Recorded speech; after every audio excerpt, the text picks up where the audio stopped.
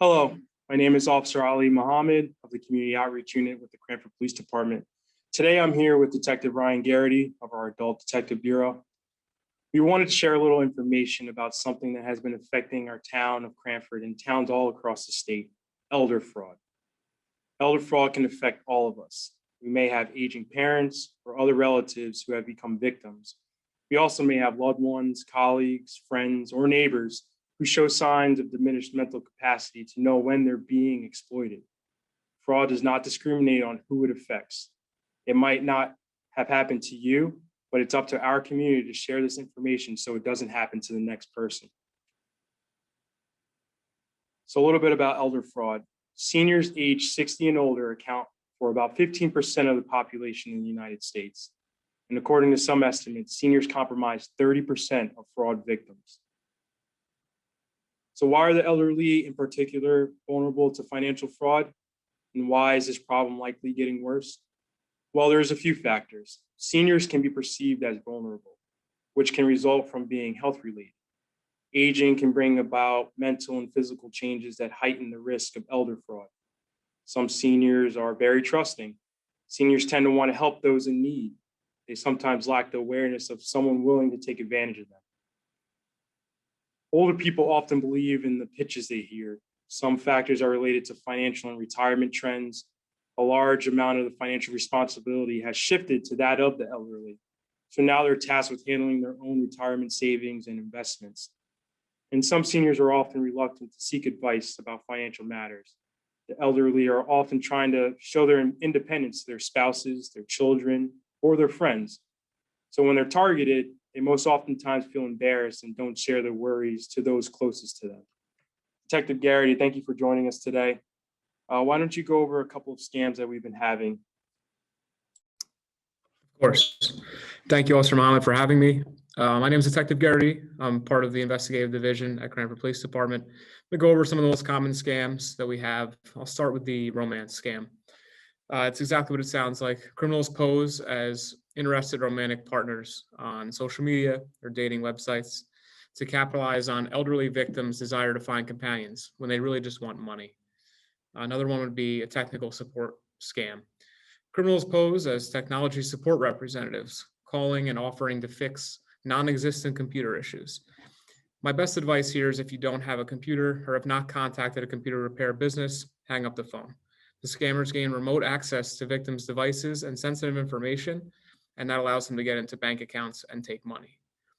The third one would be grandparent scam, and criminals can pose as a relative, a lawyer, a police officer, and demand money when it comes to bail money for an arrest that didn't really happen. And then there's also government and utilities impersonation scam. This is quite common in our area as well. Criminals pose as government employees from the IRS, from PSE&G, the gas company, and they threaten arrest or prosecute victims unless they agree to provide funds or other payments. There are safeguards in place to ensure that utilities cannot be shut off to the customer, and the IRS will never contact you directly over the phone. They utilize the mail. And a couple more that we have would be the Sweepstakes charity lottery scam. Basically the call that you get saying that you won a sum of money. Criminals claim to work for legitimate charitable organizations as well to gain victims' trust, or to claim their targets have won a foreign lottery or a sweepstake, which they can collect for a fee. If it seems too good to be true, it most likely is. The home repair scam, criminals will appear in person and they'll offer home improvement services for money up front. Never provide them with money before any services are done. And you can also call our agency to validate their legitimacy in the town. TV radio scam. Criminals target potential victims using illegitimate advertisements about legitimate services, such as reverse mortgages or credit repair. And finally, family or caregiver scam. This is when it comes from internal issues. Relatives or acquaintances of elderly victims take advantage of them to get their money, and that's unfortunate. So now we're just going to go over a few reports that we've had in town lately. This is one of our investigative reports that we've had over the last couple months. So the victim stated she received a three-way phone call from someone who claimed to be her granddaughter and a lawyer named Murray, who works for Schwartz Law Firm in Montreal.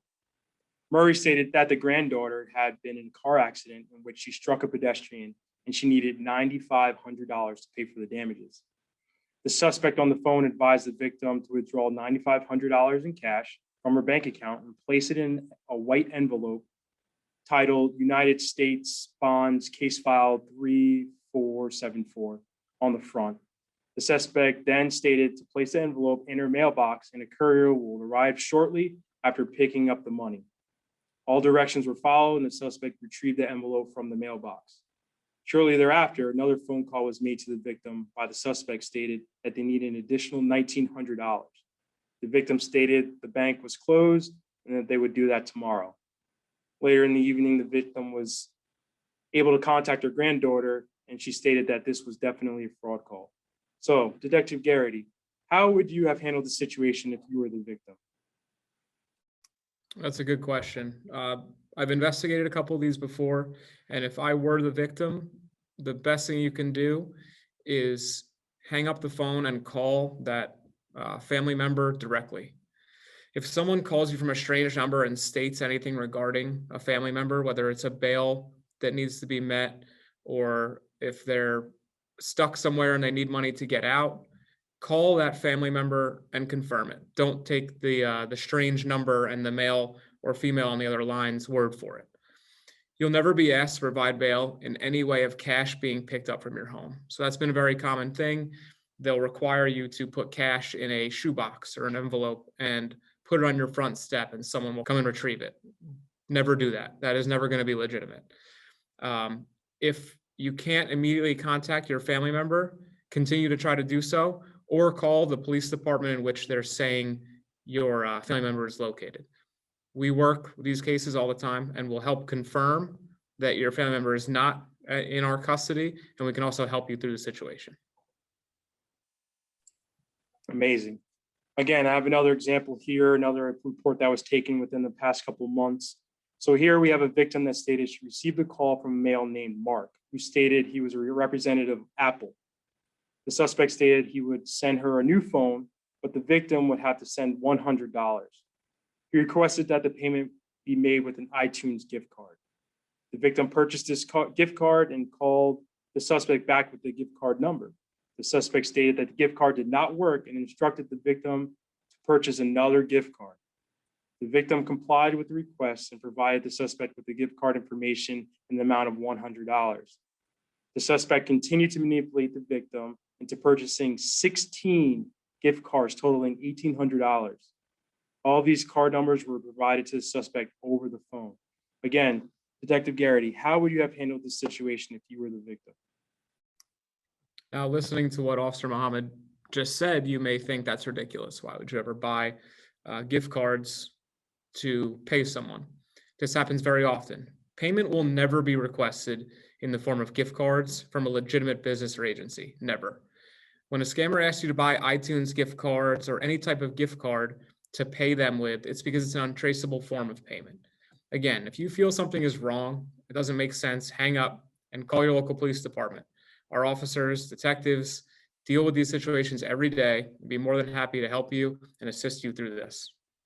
So a couple stats, just so you understand the numbers. In 2019 and 2020, the FBI recorded over 470,000 complaints when it comes to elder fraud. And in 2020, they recorded over 500,000 complaints. This equated to more than 3.5 billion in losses to individuals and to businesses. The costliest scams involve businesses' email compromise, romance or confidence fraud, and mimicking the account of a person or a vendor known to the victim to gather personal or financial information. So these criminals are getting very sophisticated. It's getting harder and harder for victims to spot the red flags and tell the real from the fake, and that's coming from an FBI agent. Now, when it comes to a couple of the scams, the hostage hoax, it can be called, or a bail phone scam, there's a couple tips I just want to go over. And on the PowerPoint here, you see, don't say your loved one's name. The reason I say that is if you use the name first, they're going to key in on that name and make it more believable. Let the scammer use your family member's name to first determine whether they even have that information. In some instances, they do have the information. And when it comes to that, you can ask them questions that they may only know. For example, color of their bedroom walls, the family pet's name, the birth date of a grandparent, a birth date of a parent. They may threaten you to not call the victim directly because they'll cause them harm if you do. This is a tactic to keep you from contacting the person they're claiming to have kidnapped because it would end the entire hoax. If the kidnapper states that they're in a certain area, you can call the jurisdiction where they may be and find out if there's been calls for any sort of kidnapping or anything like that, or call your local police agency and confirm that no one is being kidnapped and that your family member is safe. Scammers are trying to get any amount of money from you as quickly as they can. If you hesitate, they'll likely lower the amount they're asking in an attempt to get a quick payout and hang up. Further with this, you can use a third-party tracking app. This is very effective for children and parents.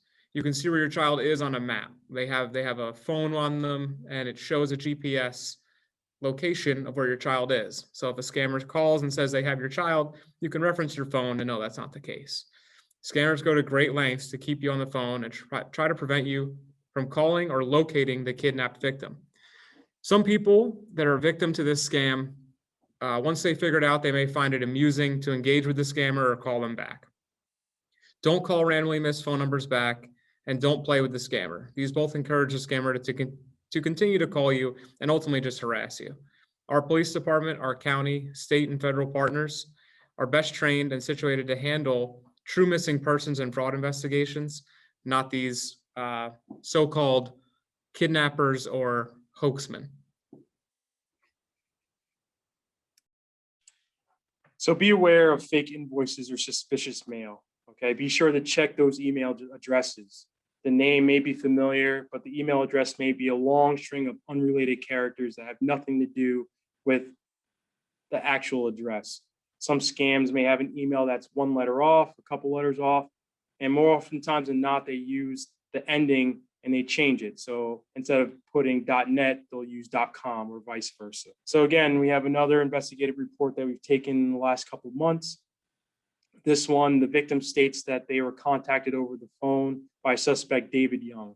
The suspect claimed to be a Social Security officer and claimed that the victim's DNA via blood sample was found in a car rental in Texas. The suspect advised the victim to empty all of her bank accounts down to $100 and advised him when that was done. The victim became suspicious over the phone, where the suspect transferred her to a Sam Bolt, who claimed to be a Social Security Department supervisor. So now we're getting into that multi-tier, scam. This second suspect confirmed the original orders, and he additionally stated that she would be charged with drug trafficking and money laundering if she did not apply. So again, Detective Garrity, in this situation, what would you do? What would you advise this victim?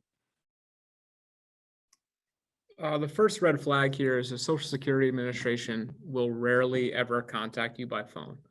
Unless you've already been in contact with them prior to this call, they're only going to utilize mail services. Anyone claiming to be a Social Security officer via phone is most likely a scammer. The tactic of transferring you to another person, as in this case was Sam Bolt, is to make it more believable that there is a supervisor that you can speak to. This is not the case. When they call you, they're going to call and demand immediate payment. They're going to call and demand that you pay a debt without the ability to appeal the amount owed, and that's not the case. Social Security Administration will never do that. They're going to require a specific means of payment, such as requiring you to pay with a prepaid debit card, cash, gift cards. We've already been over that. That's not legitimate. Ask for your personal information or credit and debit card numbers is very common from the scammer. Never give any information over the phone, and they're going to threaten you with arrest or deportation to get that fear in you to comply. So scammers will pretend to be from institutions that you're definitely familiar with. You've probably received these emails or phone calls. Someone reaches out to you claiming to be from the IRS, the Social Security Administration, or another government organization. The caller says you owe money and you must pay, or legal action will be taken. The email may have official logos or your caller ID that may reflect the government agency's name. So these usually come from the form of emails, phone calls. The IRS will never make first contact via a phone call and claim that you owe them money. Again, I want to reiterate, you'll receive a letter with details and steps you can take. If you just receive a call, simply hang up the phone. Please do not engage with the caller. Someone may threaten or become abusive. If you settle and pay over the phone, expect repeated phone calls to be made as discrepancies are later found. In other words, they will extract as much cash from you as you will allow them to. Scammers will usually tell you how to pay. They often insist that you pay by sending money through a money transfer company or by putting money on a gift card and then giving them the number on the back of that gift card. Others will send you a check that you will later turn out to be a fake check, and they'll tell you to deposit it, and then you send them the money for that check. That usually is a larger amount. There is never a utility company, government agency, bail company, computer repair company, or hostage situation that was rectified by the purchase of an Amazon gift card or an Apple gift card, okay? We gotta remember that. No one will request a gift card as payment if they're a legitimate company.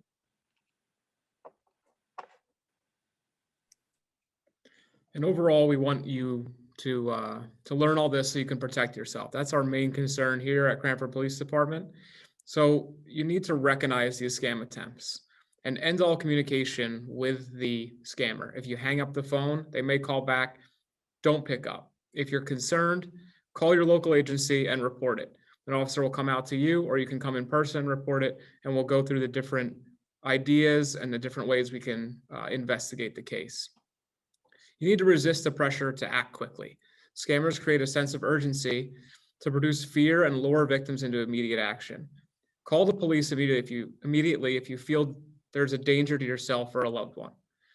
And again, be cautious of unsolicited phone calls, mailings, and door-to-door service offers.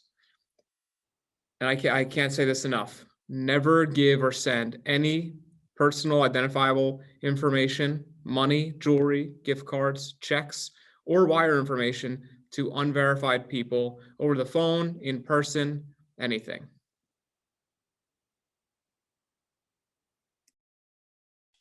So I just want to go over a little bit of how you can report this.